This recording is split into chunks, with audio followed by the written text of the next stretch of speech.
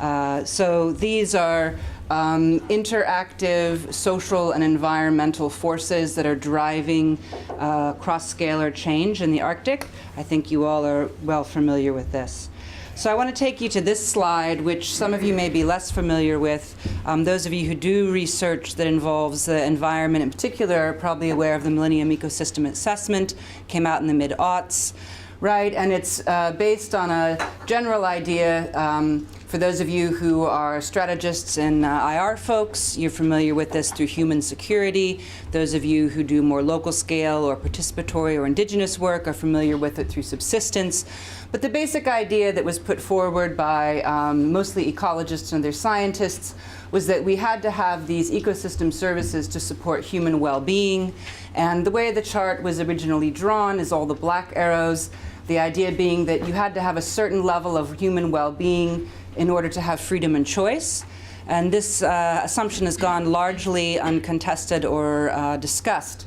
And so one of the things that my research does is turns this a bit on its head and says, well, if we are going to say that people have freedom and choice, then they should be able to choose their own versions of human well-being. So just a bit of where the dynamic of our research comes from. So if you're thinking deeply about how we're going to address rapid change and complex social environmental systems, right, which is, of course, what we have in the Arctic as well as other places. We have informed our research work, by we, I mean myself and my graduate students and some other colleagues, with two principles that haven't really been wed together very much, that I think are significant. Many of you are probably familiar with concepts of resilience theory. This stems from ecology literatures, right? And the basic idea, if you've never heard of resilience theory or aren't quite sure what it means, is that any system, and this could be at any scale, is able to maintain its core functions in the face of perturbation, right? If we think about principles of deliberative democracy, right, this is something that's discussed quite a bit as an ideal, right? We don't have any nation that has fully deliberative democratic practices, though they exist at a variety of sub-governmental levels and in Western democracies.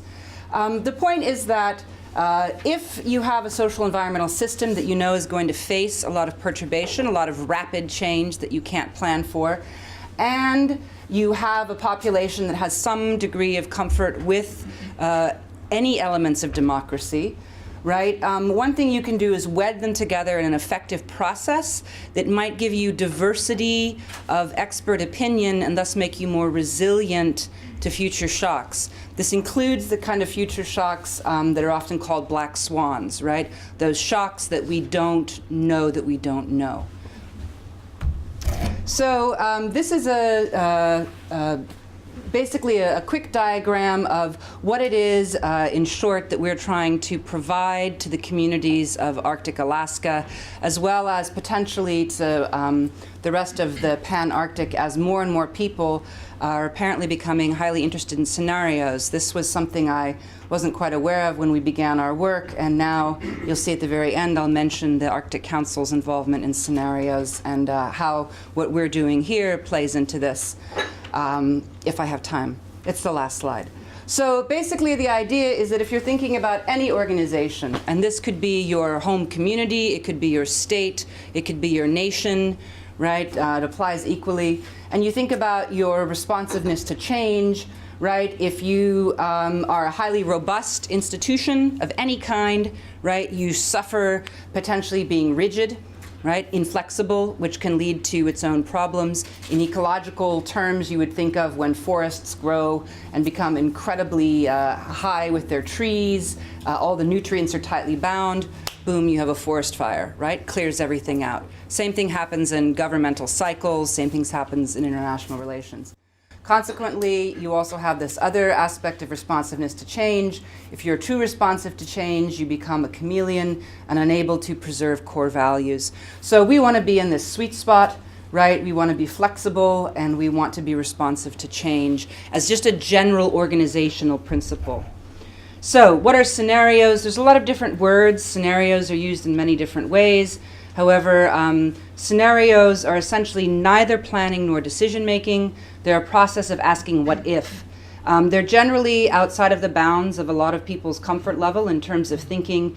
Most people tend to rely on visions or rely on plans and aren't comfortable with thinking about what do we do when uncertainty is the only thing we have to work with. And I'll contrast these momentarily. Participatory scenarios in particular are what we're working with, and they're deliberative and they draw on participant expertise. And this expertise isn't measured in degrees or speech patterns or ethnicity or location. It's measured in expertise related to the problem you're trying to solve. And they are risk management processes, right? Scenarios anticipate change, bring people together, and help you figure out what you're going to take forward and leave behind. So here's a brief, a lot of these slides are adapted from Lindgren and Banhold. They have an excellent book, though it's highly business-oriented, so we've used a lot of their basic ideas but adapted them for the needs of communities in the Arctic. And right, if we're talking about scenarios, we're asking what if. We're not talking about predicting what will happen, nor are we talking about what we want to have happen. So it's a process that you engage to think about probable futures. So why do these matter to Arctic regions? Arctic regions in particular, either Arctic governments or groups of Arctic governance, right? You can think of either of these, are facing a situation of high competitiveness. Now you can think of this in different ways depending on your standpoint. If you're a local scale borough, which is what we're working with, you're competing to keep people in the villages, in the boroughs, right? You're competing against external forces that want to make decisions for you. If you think about it at the state of Alaska, you've moved to a different scale and you have a different standpoint. Still, competitiveness is an aspect of this. So most of the Arctic nations, right, are experiencing these rapid changes in complex systems, which I mentioned earlier. And the key here, right, is to move away from an idea of adaptation that's discussed about in the Arctic routinely that is passive, that relies either on what we wish would have happen or relies on what we're forecasting for the near future. So scenarios are something that if you think far enough in advance, you can be proactive about adaptation, and you can enhance something that's particularly important and heard repeatedly from indigenous and rural remote communities, and that is fate control, having some degree of control over your own outcomes. These are particularly important to the Northwest Arctic and the North Slope boroughs. And for those of you who aren't sure where those are, I'll skip ahead and then go back. Right? This is the northern portion of Alaska. The Northwest Arctic borough cuts around through here. The North Slope boroughs over here. This is a map from a report we recently put out for those of you highly interested in oil and gas. It's a synthesis of planned, existing, and proposed infrastructure options that my research team has put out. You can download it for free. But briefly, the map itself, right, is a projection of all of the infrastructure that's likely to arise. This is the roads projects that the state of Alaska would like to put in relationship to mining. But the basic idea is that the boroughs, which would be thought of as counties, if you're familiar with this in the United States, equal about the size of California. So we're talking about an enormous space, of course, relatively low population. So scenarios matter to these locations now because at this level of localized and local scale control, right, there are increasing state, national, and international pressures on decision makers. But there's very little, right, ability, facility to allow those who actually live in these locations to come to terms with what they would like to see in their own future.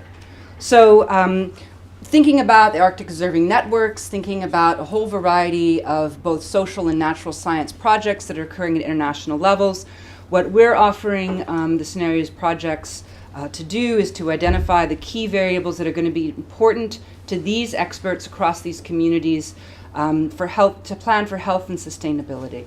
And I'll talk about that a little bit later. So the key is to pick the key variables, prioritize them, plan to observe them, right, and create novel, unsiloed networks. And we're not reinventing the wheel.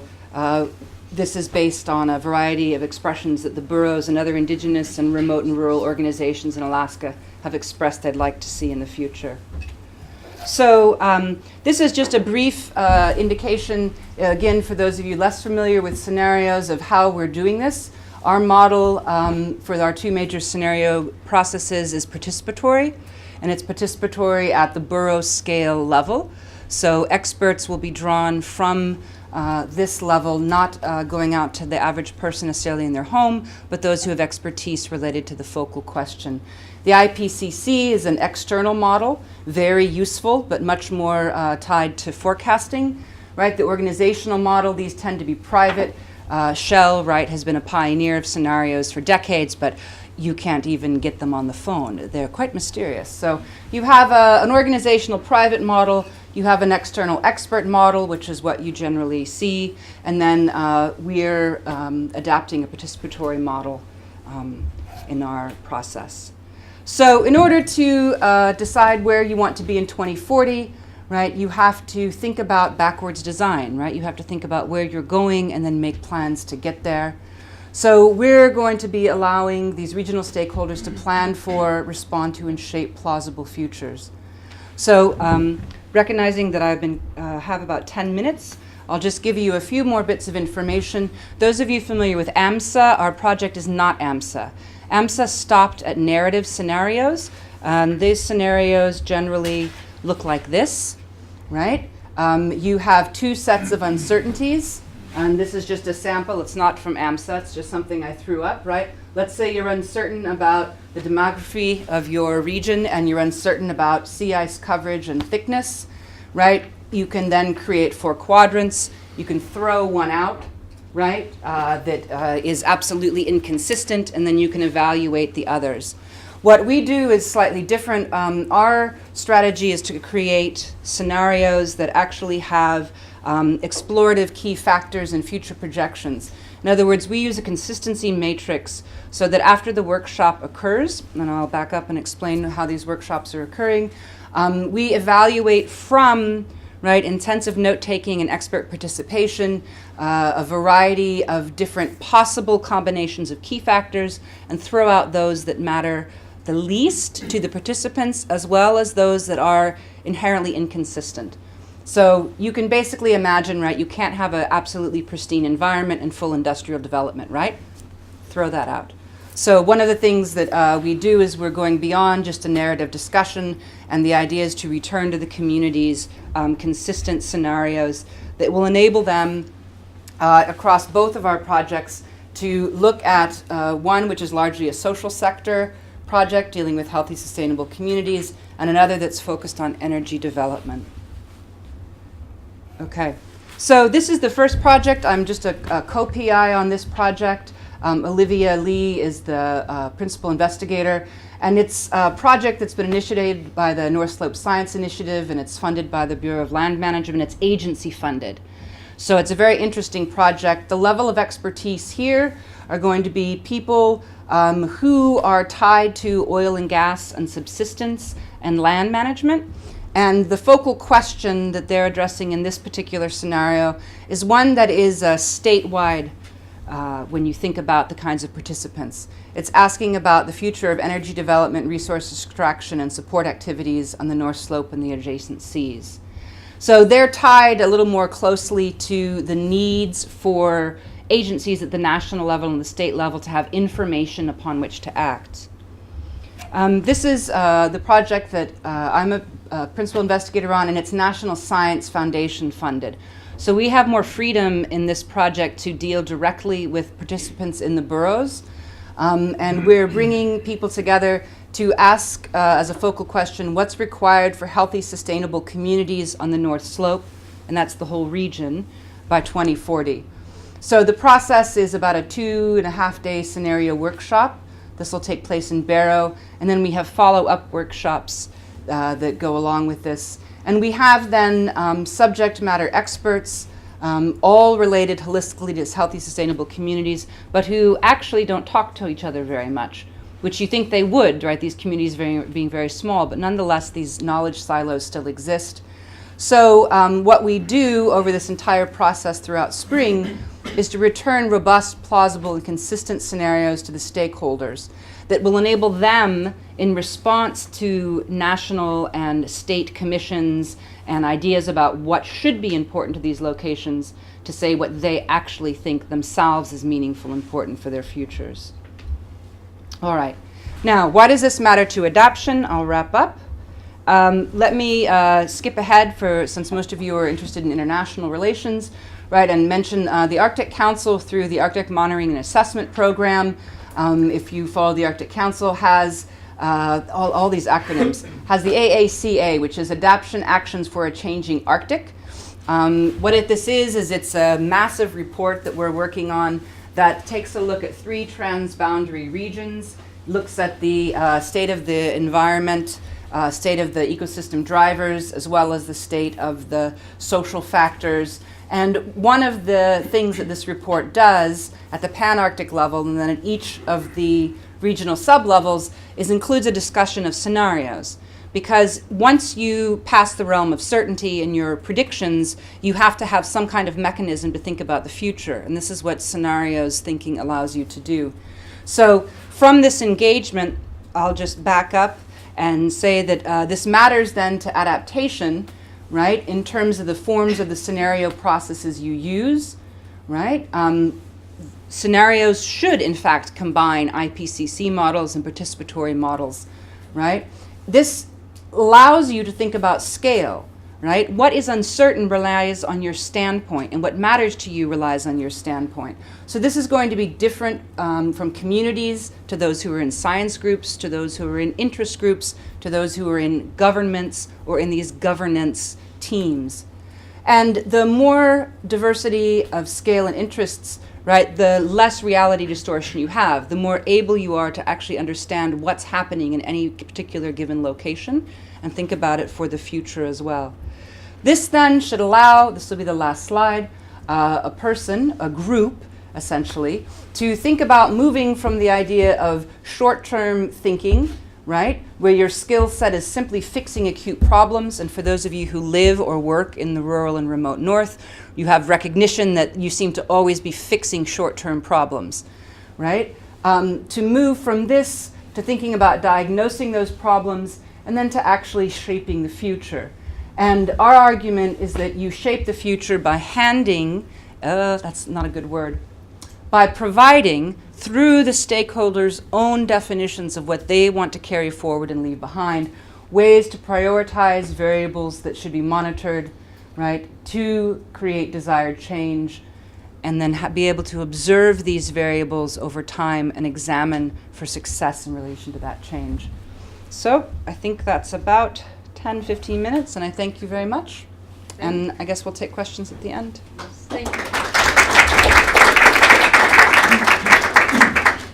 So she was absolutely correct. We're going to take questions at the end. So we're going to have the 3 presentations, and then all the speakers will come up here. So write down your questions. Try to remember them. So our next speaker, right here. So his name is Stephen Mako, and he's a professor of isotope and organic geochemistry at the University of Virginia. And the title of his talk is Environmental Aspects of Hydrocarbon Exploration in the High Arctic. Well, thank the organizers for inviting me. I'm actually a scientist, so there's a little bit of a different track for those of you that have been listening to the policymakers. I think I'm the only scientist on the program. So I've got a lot of experience with looking at oil spills and monitoring the productivity in the high Arctic, looking at paleoclimates, and I'm going to weave a little bit of that into this talk. There are some key concepts that I want to communicate, and those key concepts have to do with things that you know, that the Arctic Ocean is a unique, fragile environment, but something you may not realize is that about 30% of the world's undiscovered oil is up in the high Arctic. And the Arctic has all kinds of really interesting weather conditions, scenarios with ice that may make use of that undiscovered oil problematic. The oil spill contingencies worldwide tend to underestimate the consequences. If there is an accident, how do they deal with it? In the Arctic Ocean, a blowout would be catastrophic, and I will hope to convince you of that. The technologies that we use for cleaning up oil spills are problematic, and they tend to be untested at all under conditions of ice. And finally, that the environmental and weather conditions in the high Arctic would actually make a response to an oil spill very problematic, and drilling out, for example, another well to relieve the pressure might actually take years, because it might take seasons. Anyway, so things that you've heard, and I figured I'd throw in a little bit of pictures of ice. I haven't seen too many pictures of the ice itself. The conditions of the Arctic are really changing right now. 20,000 years ago, we were at the height of a glaciation, and everything was changing very fast, and they're changing faster now than in the past 10,000 years. And so with that consideration, I would ask you another consideration to have, and that is the world's population is increasing. By 2050, there might be 10 billion people on the planet. And with that idea, our demand for fossil fuels is growing 2%, 3% per year.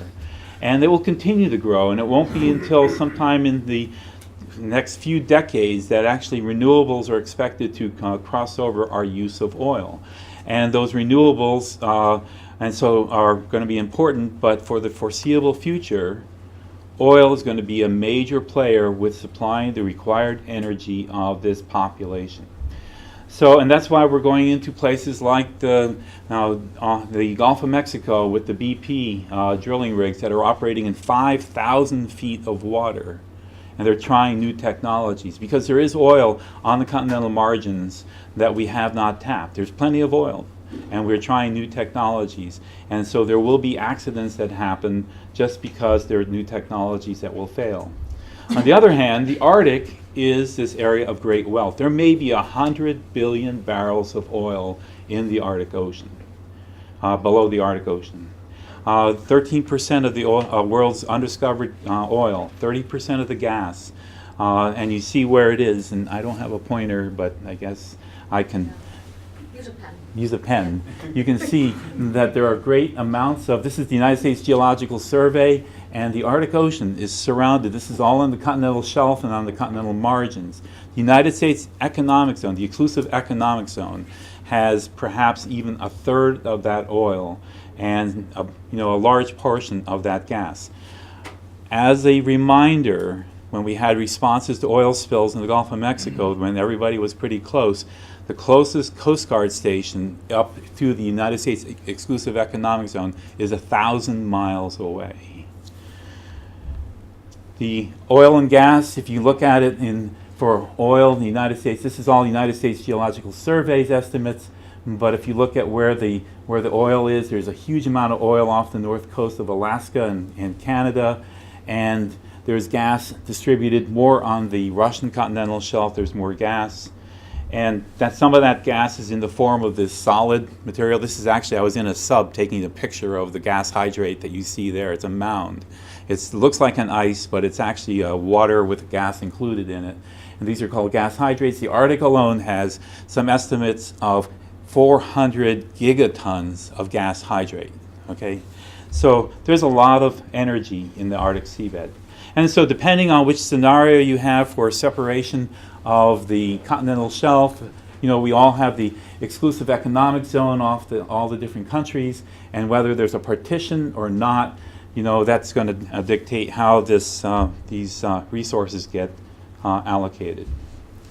So a consideration is, off of this exclusive economic zone, the steward for accessing, whether it's fisheries, like my question earlier today, or oil, is going to be dictated, and the steward for keeping that protected was the fact that there was ice. And presently, we have the lowest ice ever. This past year, it was in the 6th lowest ever. You may have seen stories that said that ice was higher than in 2013 or 2012. That's true, but it was still the 6th lowest ever, and I can show you pictures of that. And so this is the 2012 mark, and you can see that there was a lot of open water in 2012. If you don't believe that there is no ice, a friend of mine at the University of New Hampshire, Larry Mayer, was up there, and in 2010 he took a picture from this latitude and longitude, and then in 2012 that's what it looked like. There is no ice in a lot of places. All right, so I decided that, bringing in a point of view, and I'm going to come back to it, that the lack of ice actually was influential with being able to cross the Arctic, and you saw the Northwest Passage idea. Anyway, so Amundsen was the first one to actually go across it. I put him up because one of my favorite quotations is actually from him, and it's the fact that adventure is just bad planning. And so we're going to come back to that, actually. But in fact, you can see the fact that there is, and you saw this in the previous talk today, that this does shorten the distances if you can take advantage of the cross Arctic. Well, just as a test, in 1969, the Manhattan carried 1 barrel, about 35 gallons, of oil across the Northwest Passage just to prove that it could be done. Now, mark it that just because you can do it doesn't mean you have to do it. Okay, it doesn't mean that it's smart. You can still do it.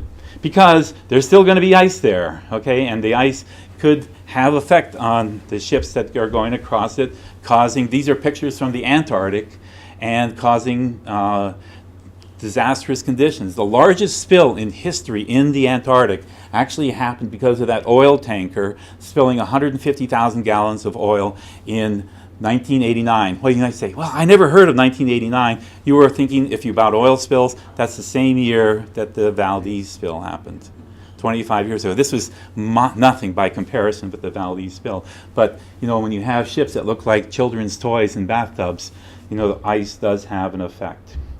In fact, it doesn't have to be tankers, it doesn't have to be cruise ships, it could be container ships going across the Northwest Passage that run aground and they spill oil. Okay, it's going to happen. We have to be prepared. Largest oil spills in all history. Well, I can also challenge you that many of you probably in this room never heard of this spill, the Ixtoc 1 oil spill. It was the largest accidental spill in history up to the time of the Persian Gulf as well as the BP oil disaster. The largest spill in history, and you may never have heard of it. Hundreds of millions of gallons of oil spilled into the southern Gulf of Mexico in the Ixtoc 1 spill. And in fact, that spill, that one, it was down in the southern Gulf of Mexico, and it came around, and it eventually got into Texas waters, but nobody heard about it, and nobody remembers it. Oil spills will happen. It was almost exactly the same conditions, a failed blowout preventer that caused the BP spill to happen. Thousands of gallons of oil per day, thousands of millions of gallons for the life of the spill. During the spill, they sprayed this compound called Corexit, and if you say it fast, it's called Corexit because it corrects it. Okay, it's a surfactant, very toxic. 2 million gallons of Corexit, this toxic material, was sprayed into the Gulf of Mexico to get rid of the blemish on the surface. So, and the spill occupied about 68,000 square miles of territory at its height. We were lucky. There were no hurricane events during that time period. If there had been a hurricane event, all of that oil would have gone into the marshes of Louisiana, Alabama, Mississippi. Amundsen again, is this luck or bad planning? There is no such thing as bad luck in his use. Not the adventurer. Well, we know about oil spills in Arctic conditions, and the United States experienced one with Exxon and the Exxon Valdez, 11 million gallons, a tiny fraction, but you all know about it, the CNN, and this was a tiny spill by comparison with anything that I was just talking about with Ixtoc or the Gulf spill or with the BP oil disaster. And the oil spill, because of the high tides in Arctic regions, it covered lots of the interface between the ocean and the land. They used high tech to actually clean up the spill. Diapers worked really great, and in order to clean up the spill, or steam cleaning, steaming the rocks. Well, I steam my lobsters and clams, and all kinds of death happened to organisms during the cleanup phase. And with all of that effort of cleaning up, they captured about 14%, 1/7. You say 1/7 of 11 million gallons, maybe 2 million gallons. 2 million gallons of oil were recovered, almost exactly the same amount of oil or the toxic material that was sprayed in the Gulf of Mexico, those 2 million gallons of Corexit. That was how much of the oil was recaptured during the Exxon Valdez. 25 years later, populations of organisms still haven't recovered. There was just a report out, they went into the back bays and they looked in the back bays and the muds, and there still is oil there. It will be there forever. The degradation rates are really slow. If you compare the largest spill, accidental spill, with the Exxon Valdez, which is tiny, it's about 10 to 20 times difference. There were 47,000 workers cleaning up the Valdez, 10,000 workers. This is in Alaska, where there were Coast Guard stations and people and planes and boats to help clean it up, not the high Arctic. Okay? The body count is out still of how many animals were killed during the Deepwater Horizon spill. So the silver lining on the Exxon Valdez spill, it's risky in high Arctic places to have an oil spill. Are you going to give me a note about time? Yes. Okay. I was going to wait till you soon. Okay, pardon me? Okay. I was going to wait till you soon. We have about 4 minutes left. Okay, I'm good. Okay, and so 25 years later, we're still dealing with the spill. Can it happen in the high Arctic? Yes, and it almost did. A Shell oil rig operating off the coast of Alaska ran into problems. They had to abandon it. It was full of oil for the operations, and the crew had to be rescued. It could happen. So let's go back to the ice protecting the high Arctic. With the magic of GPS, I took the size of the oil spill and put it up in the United States exclusive economic zone. It didn't happen. So that's about the size of the state of Virginia, and I looked it up. That's the size of this Iceland. Iceland and Virginia are almost exactly the same size. A few more people in Virginia. But and so you see, that's the size of the spill. It's kind of consequential. But if you take the size of the fishery that was closed, it is the exclusive economic zone. The size of Iceland magnified many times, and that was the size of the fishery. The fishery would have been closed. Organisms, the gray whale, there's 135 of this population of gray whales left. You can see where they are, the exclusive economic zone. How do you clean up a spill? Burning, physical removal, chemicals like Corexit. Burning works, but burning has a requirement that you need about 4 millimeters of oil. Well, do you have 4 millimeters of oil when you have ice? This is, or can you use booms in order to clean up the oil? Ice is a real problem. And because we don't know how Corexit works if you wanted to use it on ice, you don't have ice over tops the oil, conditions for weather can be devastating. What needs to be in place before there's a spill, before there's bad planning? We have to know what's there.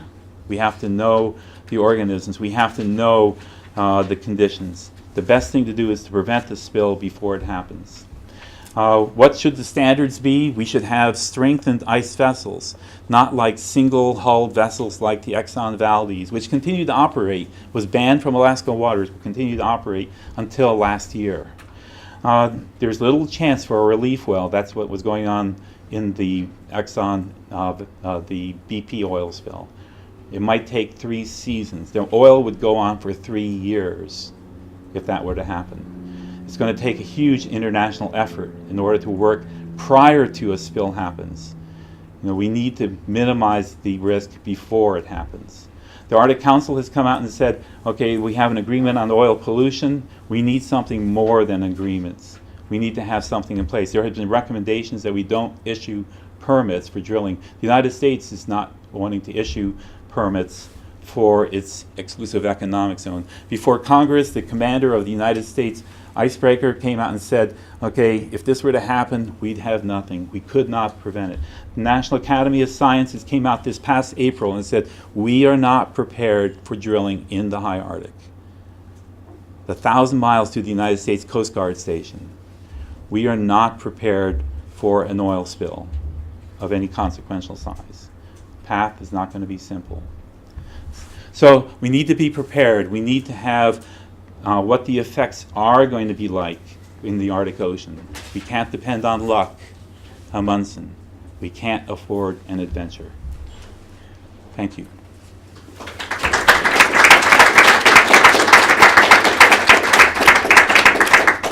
Thank you so Okay. much for this.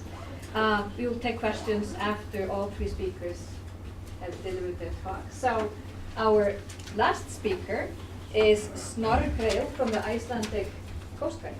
That's correct. So his background is in the merchant fleet and from the Royal Danish Navy. And he is now the project officer for the ministerial steering group looking at needs for developing a rescue hub in Iceland. Okay, thank you. My presentation will be a lot less academic and also less scientific. I will touch on these topics, areas of responsibility, background, situation, challenges, and opportunities, and we'll save the questions. The Icelandic exclusive economic zone is more than 750,000 square kilometers. The zone is the area of jurisdiction with regard to environmental protection and natural resources, and the zone is monitored by the Coast Guard for these purposes by aircrafts, by vessels and satellites.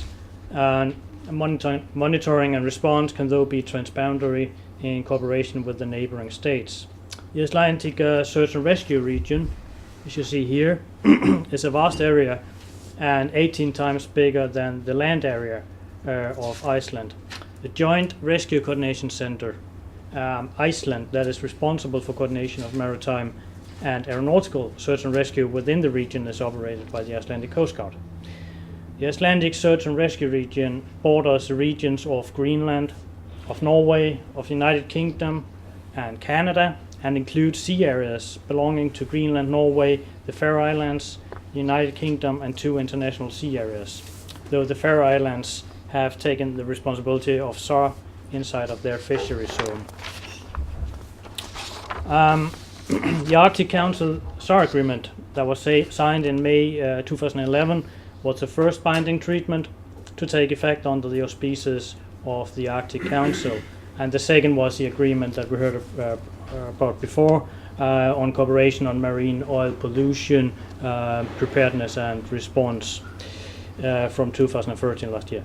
The agreement does not make, this SAR agreement does not make any changes to the Icelandic search and rescue region, but it does emphasize the obligations of Iceland already included in the UNCLOS SAR and Chicago Conventions as regards Iceland's obligation to promote the establishment, operation and maintenance of an adequate and effective search and rescue capability within a search and rescue region. In addition, the objective of the agreement clearly undertakes the parties to strengthen aeronautical and maritime search and rescue cooperation and coordination in the Arctic.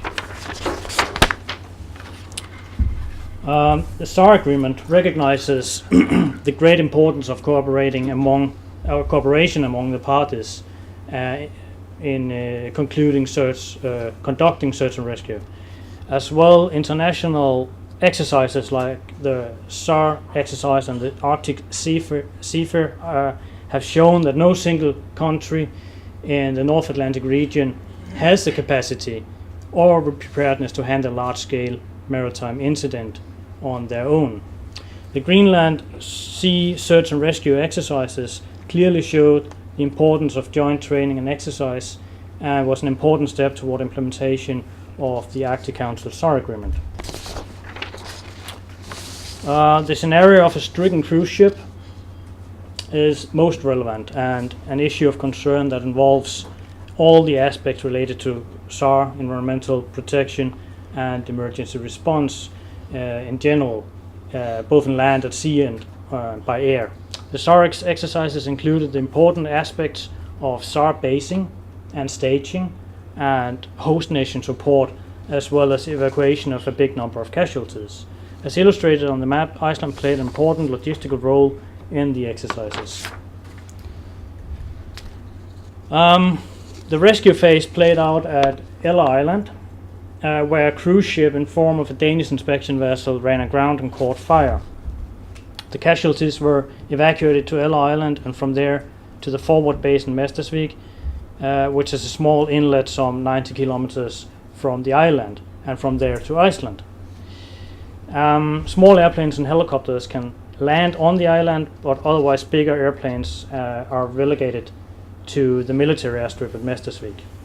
and communication was a real challenge, as well as satellite communication that was hampered in the mountainous fjord.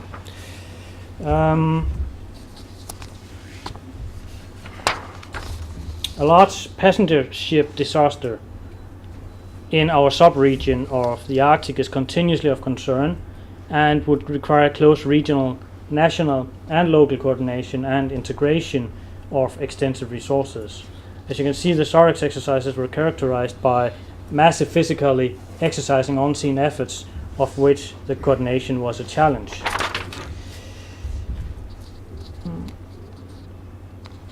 Okay, just some pictures of some of the contributions. These are the ISAR, the Icelandic Coast Guard, and the Air National Guard, US, the Canadian SARTEX, their capabilities, and some of the Danish contributions, and the Icelandic contributions. Situation, as this map illustrates, the distance from the exercise area to the nearest response infrastructure is quite far. In northeast Greenland is a large area with scarce infrastructure, and the nearest hospital is to be found in Iceland, some 800 kilometers away. But actually Greenland is the nearest neighbor to Iceland, with less than 300 kilometers between coasts, and Iceland is as well as far the best staging area for response assets with regard to the east coast of Greenland when it comes to large-scale disasters.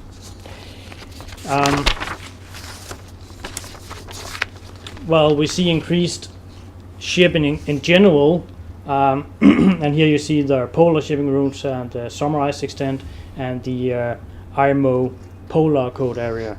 But and we see a general increase, though the cruise traffic to Greenland has decreased the past years due to higher fees.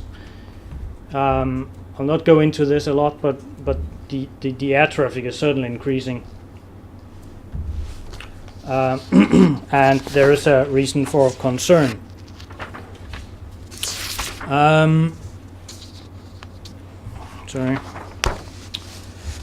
Summarizing the challenges, the Arctic is becoming more attractive following the economic development and increased activity. The concern arises when the increased activity is combined with the listed issues, like the harsh climate and limited infrastructure in the region.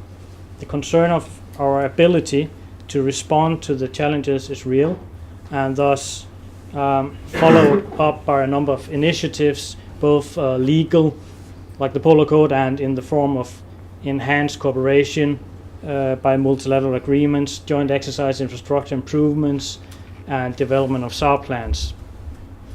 This is the Explorer that you saw before, that sank in the Antarctic in 2007. It was designed with double hulls for ice polar waters and with a DNV Ice Class 1A notification. And everybody was saved thanks to other nearby ships. Below, you see the almost 300 meter long Costa Deliciosa that is even bigger than the Costa Concordia. And here you see it in West Greenland in Disco Bay. And this vessel is not ice strengthened. At the moment, we see several expedition cruises on the northeast coast of Greenland. This is though the conventional cruise ship Deliciosa that we saw before on the west coast of Greenland, and though less cruise ships are coming to Greenland, as I said before, we should hope that preventive measures will prevent something like this to happen.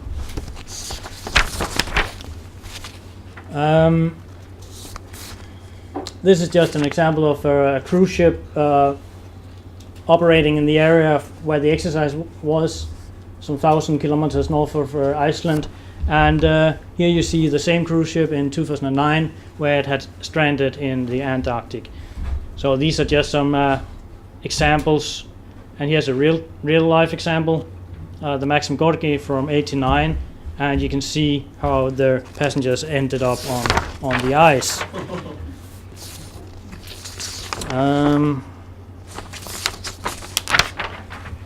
Sorry. I'll not go much into the assets that we have in the Coast Guard, but this is the maritime patrol aircraft that we have, and and you can see the radar image there. That is a picture of an image of the ice edge, the ice in the Denmark Strait.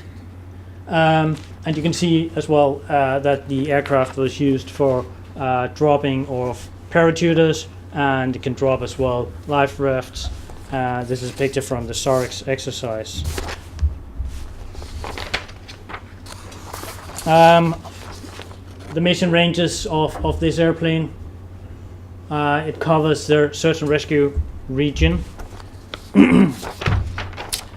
This is a multi-purpose offshore patrol vessel 4 that the Coast Guard took delivery of in 2011, and it is specially designed for the foreseen challenges around north of Iceland. You can see that it is actually in the port of Reykjavík down here, so you can go down and take a look at it.